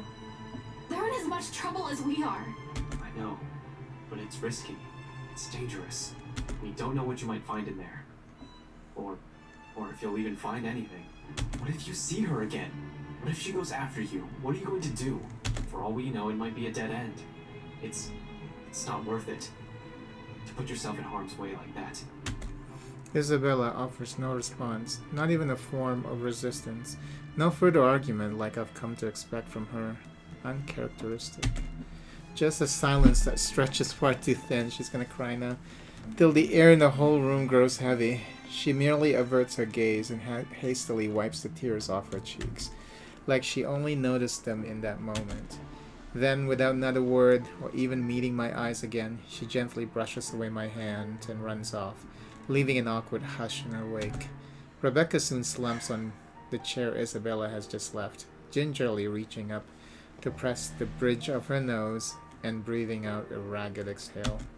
Arguments like this have always drained both her patience and energy, usually more than her rowdy students do, despite being no stranger to it. In the quietness of the room, I find myself drifting towards her and taking the empty seat next to her. Shortly, she leans her shoulders to mine, like she used to all those years ago, back when all that mattered to us were grades and what kind of trouble we'll get into the next weekend. No curse, no letter, no ghosts. Just us and whatever our imagination will take us. How are you holding up? Barely, but I'll be fine. It's probably just this curse thing getting to me. That bad, huh? Excuse me, you're stuck in this nightmare too. And then there's Isabella just being frustrating. You don't mean that. Oh, I do. She needs to grow up. She's not the only one stuck in this. But you really didn't have to say it like that, you know. It's no excuse for her to say those things, though, and my disapproval must be clear enough on her face. When she glances back at me, her exhaustion immediately shifts back to annoyance, her mouth curving down into a tight frown. How am I supposed to answer her then? Do I just let her go there and do what she wants? I know you won't be too happy if I did that. Yeah, I won't. This isn't about what I think, though. That's a low blow, Rebecca. Even for you. We all know she wasn't even planning on staying here this long. There was no need to bring it up if all you wanted to do was stop her. Even my students can do better than her. Dang. Becca, she'll listen if you'll just ask her properly. You mean well. You always do. And you do have a point. I agree with you. But maybe you should also be a little more careful with your words next time. Think about it for a while. A minute passes. Her mouth opens briefly, and I assume she's about to argue the issue further. Maybe take out her anger on me, like she has often done so in the past when fuming. But eventually she simply nods, breathes out, and relaxes her rigid posture, a rare occurrence when she almost always has something on her mind. Seeing it, a smile spreads across my face, knowing and perhaps a little pleased. It's one thing to know of change. Watching it play out in front of me is an entirely different matter. In that one exchange, I've caught a short, clear glimpse of what has shifted, of what's inevitable. So much has changed throughout the year. We will never be the same person we once were. And perhaps it's for the better. Rebecca notices soon enough, like she always did. Whatever she sees in my face startles her, causing her to jerk away. Why are you staring at me like that? Nothing. Don't mind me. I know that look, Ashton Frey. That's definitely not a nothing. That's a horny look. You wouldn't be wearing that expression if you didn't have something on your mind. Really? It's nothing. It's just that when we were kids, When we you were weren't really the kind kids. of person who spoke her mind. Someone else always had to stand up for you. When we were kids. I can never understand that whole situation of people who, people who grew up together and then they ended up being lovers, and then they would always go back to when we were kids, we were doing this. It's just weird to me. You've changed a lot, Becca. What did you expect? It's been, what, 17, 18 years? What I'm trying to say is, I think I like this version of you more. A beat. Except when you're mad, and you're yelling, and you're glaring daggers at everyone. You're pretty scary, you know. Well, don't say that so casually. Also, if you're just going to complain, you might as well just end this talk right now. See what I mean? Even Z-Man's scared of you. I bet my entire salary. Oh, but now you remember about Z-Man. You haven't even told them yet. She swats at my arm, the gesture light and familiar. It causes us both to burst into peals of laughter afterwards.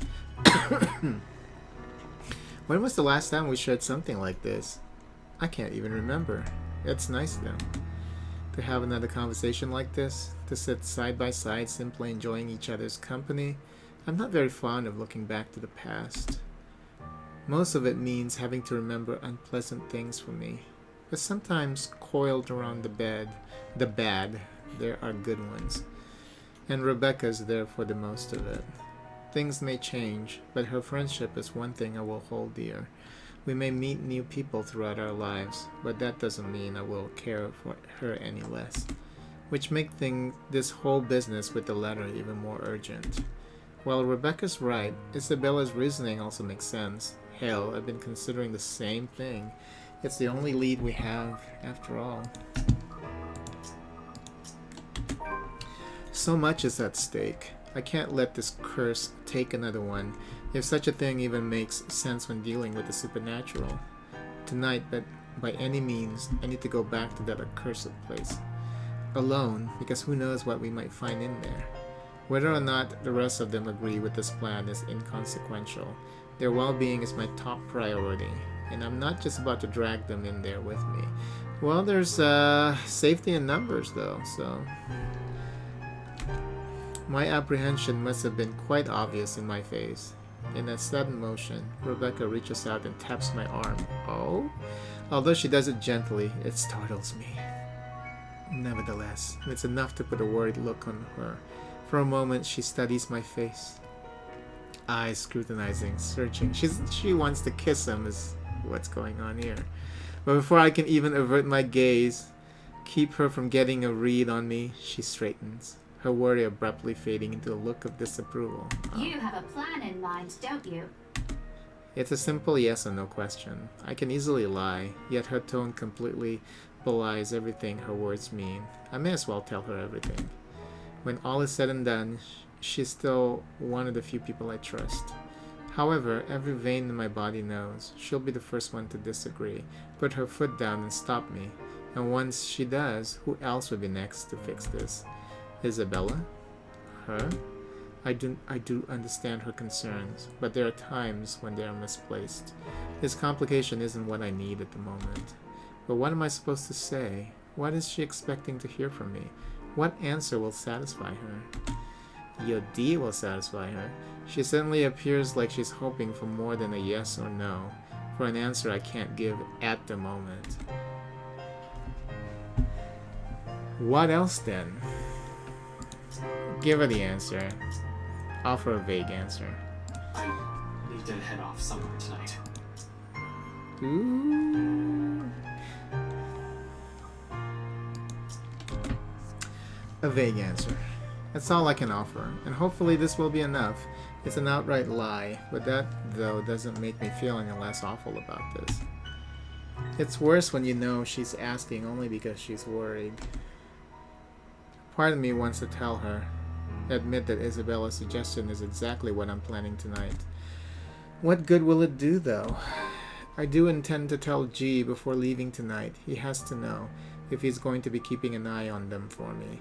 One person is already enough, however. Hell, simply letting someone in on the plan makes me iffy. Broadening that circle and revealing too much would just cause another pointless concern. But someone has to be aware, at least of where I'm heading off to, in case things don't pan out. Expect the worst, even if I've only intended to do a quick survey of the place.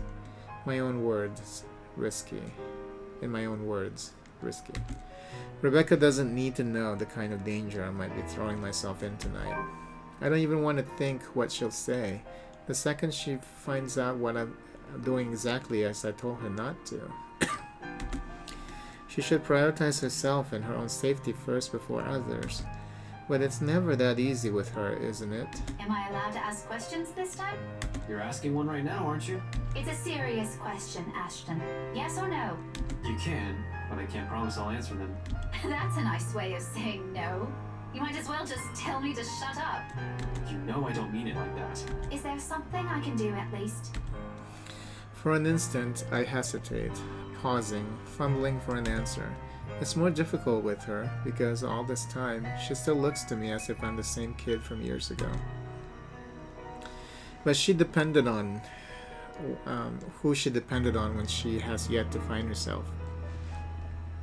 Who she turned to for answers, despite my lack of them. It makes me all the more afraid to fuck up this time. And in case I do, she's the last person I want to be with me. Getting her into trouble, getting her killed, is not how I want to repay the friendship she has so generously offered after all these years. My friends are not supposed to be the ones taking the repercussions of my mistakes. Those are of my own doing, of my own responsibility. A fear, a heavy weight on my shoulders they shouldn't be dragged into carrying. However, if there's one thing I can trust her with... Stay safe. Keep Isabella safe. Watch over her while I'm out there. Make sure she doesn't do anything rash. And then a moment's pause. A hesitation while I try to choose the words to use. While I figure out how to break it to her. Because despite having never grown closer with Zach, unlike with Isabella, he is also a friend to her. He is a loss, all the same, for all of us. Because Zach won't be with us anymore. The words won't form and my throat closes up. But I don't need to look at her to know how she's taking this news. There's a sorrow in her, palpable enough, as soon as the meaning of what I've said sinks in. A pain I can't even hope to understand, one that we'll all deal with in our own ways. In the end, I can only urge her to carry on. Please, take care of her for me. You're good with that kind of stuff. What's up with the with those lines? They're like as if they were like recorded later on after they were done with all the cast. Because the quality is like different and it's louder too. I'm a high school teacher, Ash, not anyone's babysitter. A grimace is on her face, but I know she'll do it, even without me asking for it. She cares more than anyone, more than what her fiery temper expresses. And it eases something in me, knowing Isabella will have someone like her here. Sure enough, after a stretch of silence, she eventually nods. She does not entirely agree with this. It's in the distant look on her face, but she's willing to trust me on this. For now, that's enough. Either way, it's best that we simply leave things here for now. There's already an understanding.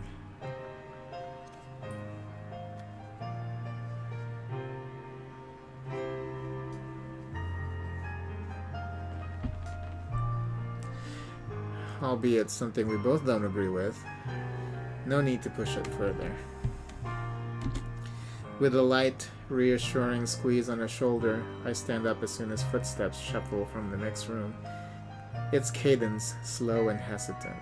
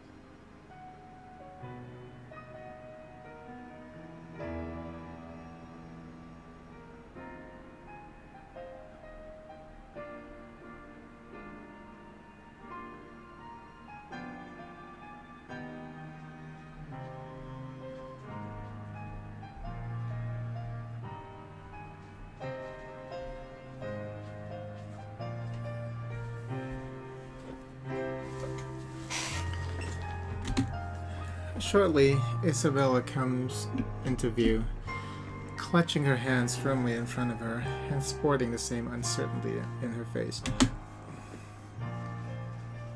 She casts me a cursory look, then shifts a nervous one to Rebecca, who studies her with a curious gleam in her eyes. Their fights never did last long. Becca, are you free? Am I interrupting something? If it's okay, can we talk? Her interruption could not have come sooner, and I'm all the more glad for it. Whatever kind of friendship I share with the two, this remains something for only the two of them, much like my own with Zach. I'm the outsider. They don't need me here. It's all the reason I need. Muttering an excuse and flashing Rebecca a quick, knowing smile, I beat a hasty exit out of the main lounge and leave them to mend things on their own.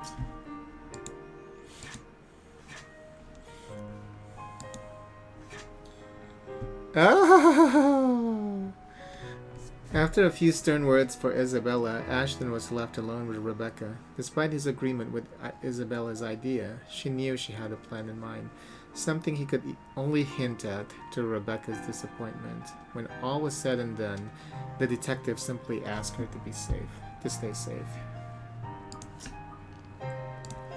Before Rebecca can say what's on her mind, before the last frustrated glare she directs my way forces me to change my mind, it's another lasting image that firmly etches itself in my memory, one that spurs the conscience, among other things.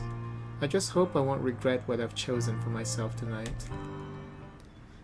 Galway Shaw's Monday night crowd, although small and barely occupies a quarter of the whole pub, provides ample enough cover for anyone who wishes to leave the place unnoticed. Just exactly what I need tonight. Wow, that's pretty fucking loud. With the lively music and chatter slipping out, mostly unseen, becomes a piece of cake. Without much trouble, soon enough, I find myself standing outside under the chilly Luxbourne night.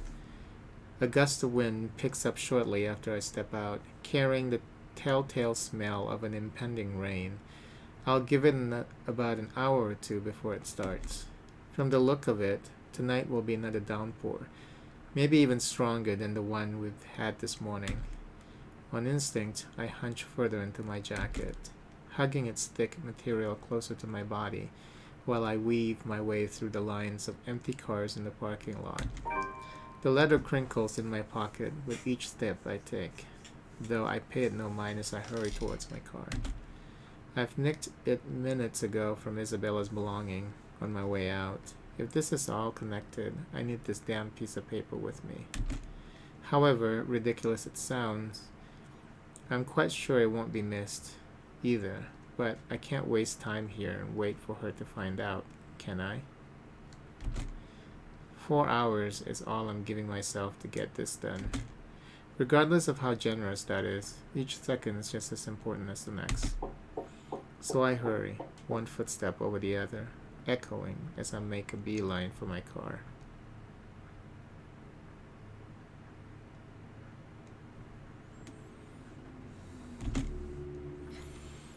But with every plan, problems crop up at the last second. It's practically a universal rule. And it does, in the form of a lone figure waiting for me next to my car. Rebecca turns just as I near, the corners of her mouth twitching up in a wry smile. She offers no greeting except for a slight tilt of her head. Even as my pace slows and I look at her with all the unvoiced questions in my eyes, she remains wordless, merely throwing her head back and shifting her attention up at the starless sky when I come up to stand beside her. Another gust of wind blows as she breathes out the sigh, wary, thick with something close to resignation.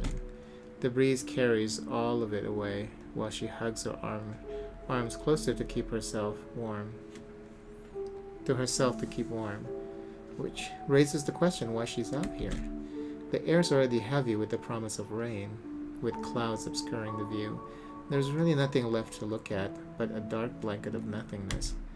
Still, she stands here as if she's intentionally waiting for everything to fall. That, or she's here for some other reason. But before I can voice a single word, express a disapproval of any kind, she raises a halting hand at me, sharply cutting off the rest of my question. I'm not here to stop you. Wherever it is you're planning to go off tonight, I won't be able to anyway. You look like you've already made up your mind. Go back inside. It's going to rain soon. It'll probably be even heavier than the downpour we had this morning. You wouldn't want to be caught in it. I will, in a moment. I just want to stay out here a bit for some air, away from the noise inside.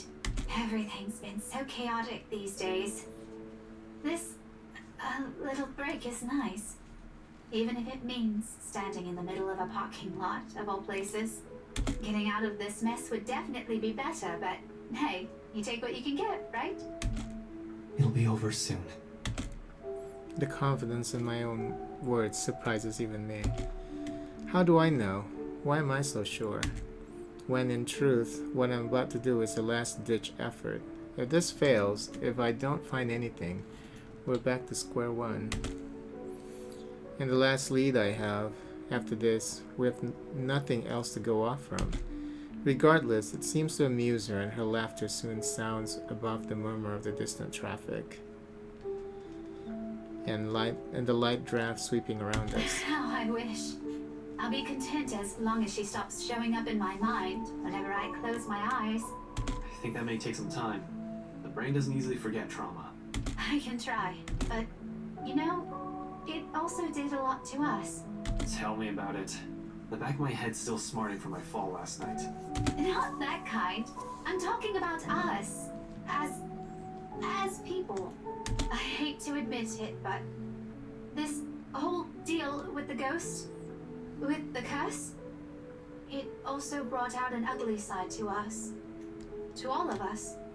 And it made me realize plenty of things. About myself, about us. Rebecca trails off. Suddenly, a pensive expression spreads across her face. I've seen it countless of times before, and every time I see it on her, it usually followed by a memory, a silly story, or even something embarrassing I've said from childhood. Unlike me, who will much rather forget, she remembers each of them so easily. And after a short bout of silence, when she smiles, I know this is one of those times again. Do you remember that one time, back in secondary? Which one? He did a lot of dumb things back then. Well, I did, but you get the point. Mandy. I thought you still don't like her. Don't tell me you've kept in contact with her. Are you guys friends now or something? Oh no. We do see each other sometimes. On the way to work or when I go out for lunch, but it's nothing like that. We're not friends. Not in this lifetime. I don't think so. I don't think we'll ever get along, but if it wasn't for her, we wouldn't even be friends, yeah? You stood up for me that day. And from then on, things have changed. She makes it sound like I'm some sort of hero. Mandy was in the wrong, of course. I'll defend her. If no one's going to stand up for her, who else will? Chances are it would have escalated, and who knows? Maybe she would have stopped going to school or transferred. Any decent human being with an ounce of sense should know better. I acted because I know what I'm doing is what's right. It's as simple as that. Yet she smiles as if it's worth more than that, a fondness that goes beyond nostalgia. I guess what I'm trying to get at is, this time I don't want Oh, this just to kiss go him already. unsaid. You know, just in case something happens, Ash, I love you. I want your penis. I've always been in love with you. She's actually gonna say it. Oh my god. She says it so plainly, holding my gaze. Yoshi! And in a voice too frank that her admission stuns me into silence. Hold off, sweetheart.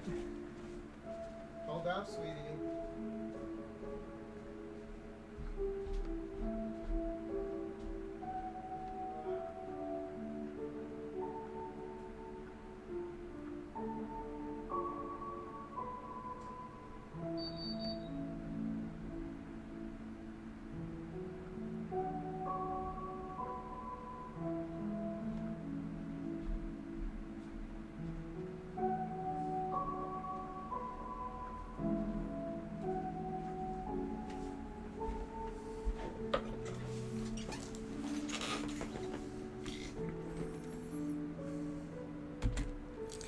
Like the wind has suddenly been knocked out of me in one fell swoop. What was it before?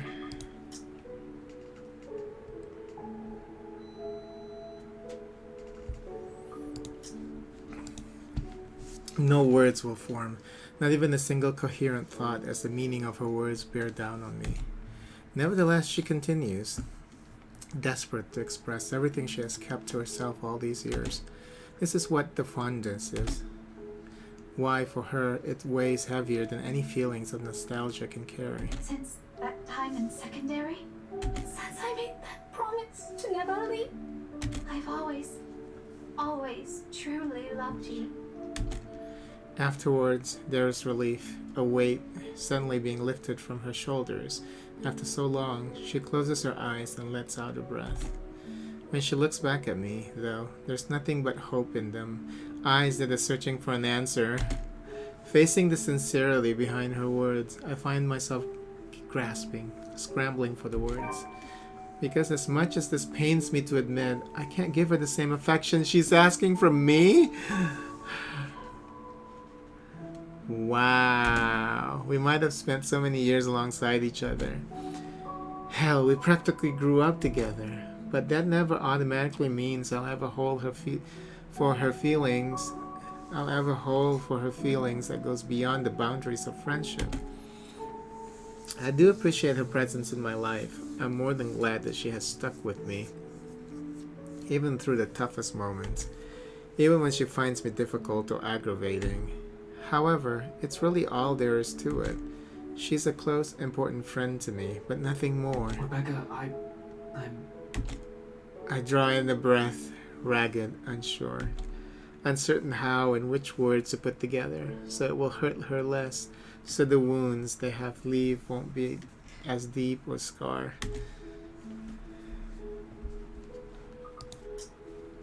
So the wounds they might leave won't be as deep or scar. No, though before I can even string two phrases together, she lifts a hand to my mouth and silences me. A smile is on her face, kinder than every single one I've seen from her so far. It's nice to see it on her. It suits her more than the glares or the frowns. But at the same time, it only serves to baffle me. You don't have to answer me. yeah, but you should. I should. No, I mean, you don't need to. Okay, now I'm really confused. One moment you're saying you've been in love with me since secondary, now you're telling me to shut up? If you want to interpret it like that, all right. No, really. Some explanation would be nice, Becca. Why is she in love with this fool? Because a lot of things are going on right now, and I'm afraid I can't catch up. Especially with this curveball you just threw. It means what it means, Ashton. You don't need to answer me. I don't really need to hear it anymore. It's not that I don't want to. Believe me, if I were the same person I was before this whole thing happened to us, I'd be elated, excited even. But like I said, I also realized some things. Understood myself more. Ash, I did love you. Ever since we were kids, all those times you defended me from bullies. I don't think that's going to change anytime soon. Even after this. But at the end of the day, once you take a closer look at everything, it also turned me into a really selfish person. When you think about it, maybe the Ashton I loved isn't the one standing in front of me right now.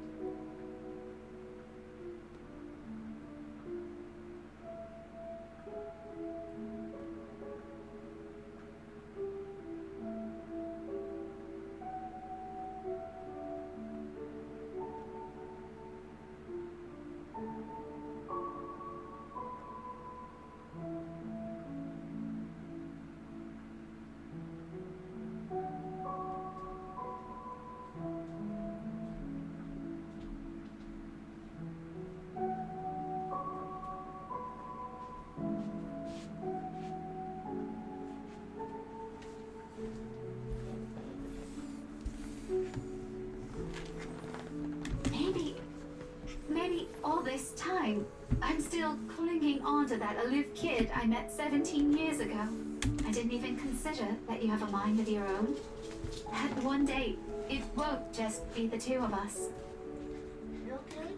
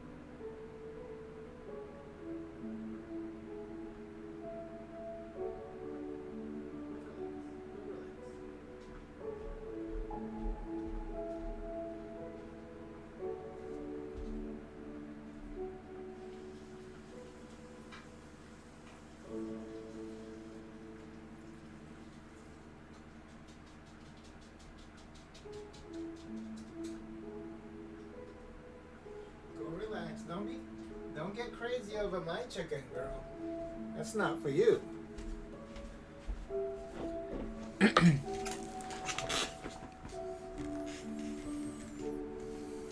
You'll find someone else then. And it won't be me. I'm sorry, Becca. I'm not even sure what I'm apologizing for. That I can't return her feelings? No, because I'm somehow holding myself responsible for this. Even if up until now I have no idea how she felt. Regardless, she continues to smile through all of it. It's not your fault. Don't say that.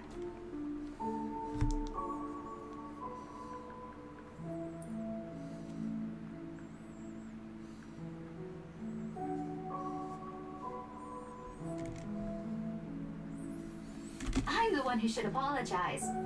Since I suddenly sprung this up on you when you have other things to do.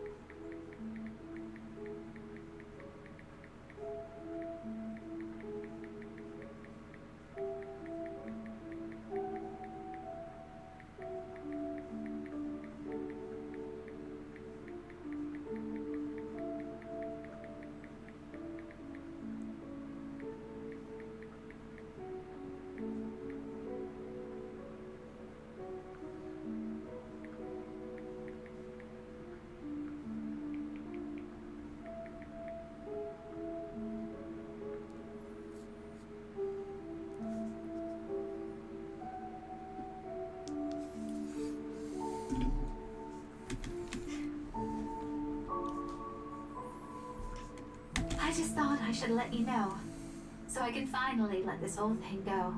One question though, are you going to tell her? Tell what to who? I pause, frowning, a brief moment of doubt, while I try to figure out what she's talking about all of a sudden. When it finally sinks in, though, my bewilderment hastily gives way to utter embarrassment. Oh, shit. Heat abruptly crawls up my face, no matter my efforts to keep it down. In the end, I can only look away from her, afraid of what she'll see in it. Did you really think no one would notice? Was it that obvious? It was surprisingly easy to tell. But that was probably because I've known you longer than anyone. Fuck, who else knows? I think Zach suspects. Shit. You're embarrassingly lame when you're trying too hard. It's almost painful to watch. Don't worry. With your terrible way of flirting, and knowing her, I'm quite sure Belle has no idea, even now. Not even a clue. Harsh, Rebecca. Really harsh. I could use a vote of confidence, you know? She laughs, loud, the kind that's free of any burden, ringing above, the wind slowly picking up as the storm clouds approach. With it, however, the awkward atmosphere lifts at last. There's only that camaraderie we've shared since meeting in that classroom 17 years ago. I'm serious, though. Tell her. And if you ever make her cry, I'll hit you with every damn history book I have on my shelf. Clear? Noted, ma'am. Anyway, thanks for hearing me out. I won't keep you long. I know you have things to do. Just promise me you'll be careful, alright? She doesn't wait for an answer. Instead, she gives me a push with a force only heavy enough to throw me off balance.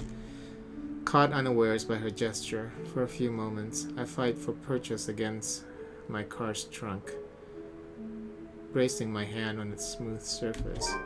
When I look up, with a string of reprimands ready at the tip of my tongue, Rebecca is already halfway through the parking lot.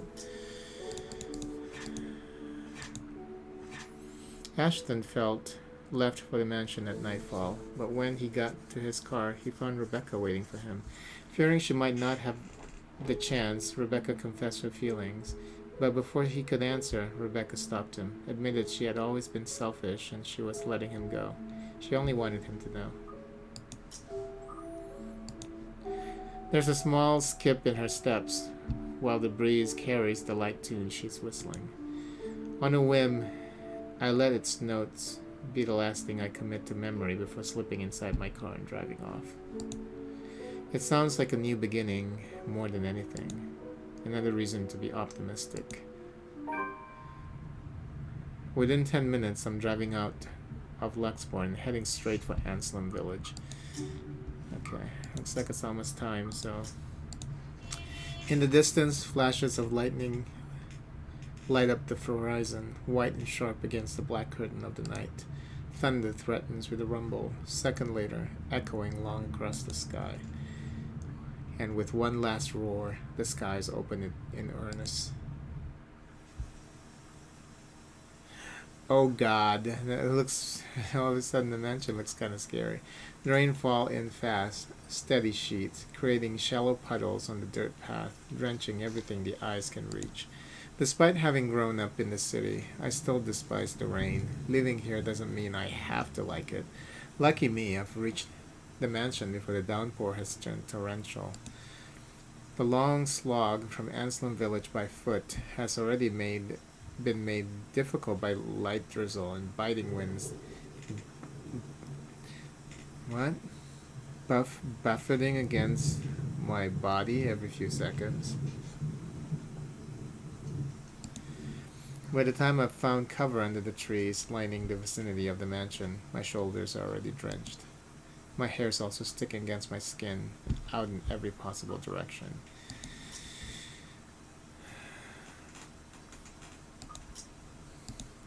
Thankfully, the letter, taser, and gun I brought with me has remained relatively dry.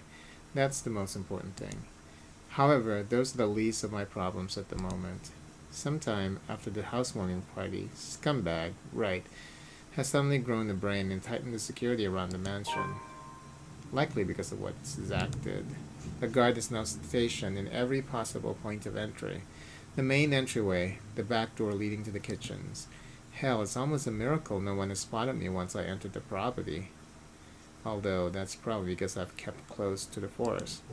Well, I can always create a clever way in for myself. Under this deluge, it'll be difficult to do so without making such much noise or leaving I tracks. don't really have the luxury either, do I? Considering how off this place feels since I've stopped in the property and the mansion came into view. Every light is off, even the security personnel on patrol outside. The whole house itself, it feels empty, eerie, too quiet. Normally I'll pass it off as some kind of power outage because of the storm. It's not a far off conclusion when this place is almost in the middle of nowhere. However, something just feels wrong, Something happened here. or about to. It's the sole reason why I haven't done anything yet. Simply observing, watching, listening for anything. I might be pressed for time, but I'm not a careless idiot. Yes, you are. Although I need a way in, desperately so, moving without thinking will only endanger me. With so many unknown variables and what we're dealing with, I also have to act on an assumption that someone is always in danger, especially in this place. I can't act impetuously. As much as I hate Wright, I'm not about to cause his death because of one thoughtless action. If there's a place he deserves to be at it's in the prison, not a morgue.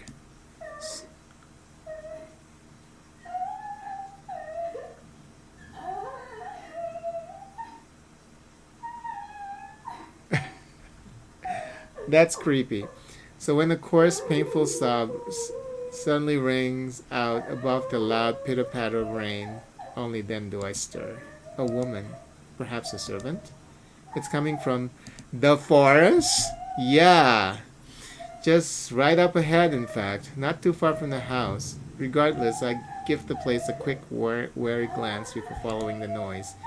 Carefully, keeping to the shadows, one cautious step after another. Louder and louder it goes as I near. Oh my god! Until it abruptly turned to a loud, desperate, anguished cry. I break into a run, one nervous hand ready on the gun holstered at my hip, and the other raised for balance as I scurry across the dense understory. Dead leaves crunch under my shoes, but I pay it no mind. There's only the voice, the woman, and nothing. Abruptly it all stops and I'm met with a sudden hush. Blank. Empty.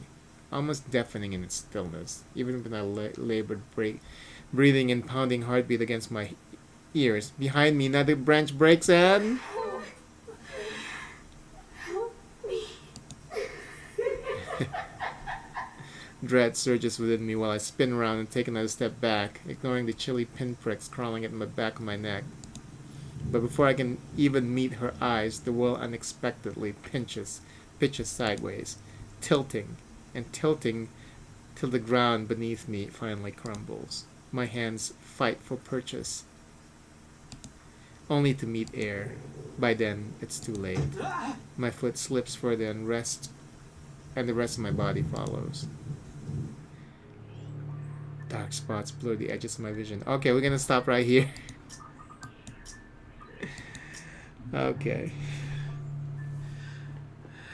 It's finally picking up. Black tendrils twist and coils around my limbs. Yeah, I'm not... yeah. It's been 2 hours. I'll do this tomorrow morning during the morning session. Alright. Until then, bye-bye. Such a cliffhanger. Oh, yeah, I'm too scared to do this now.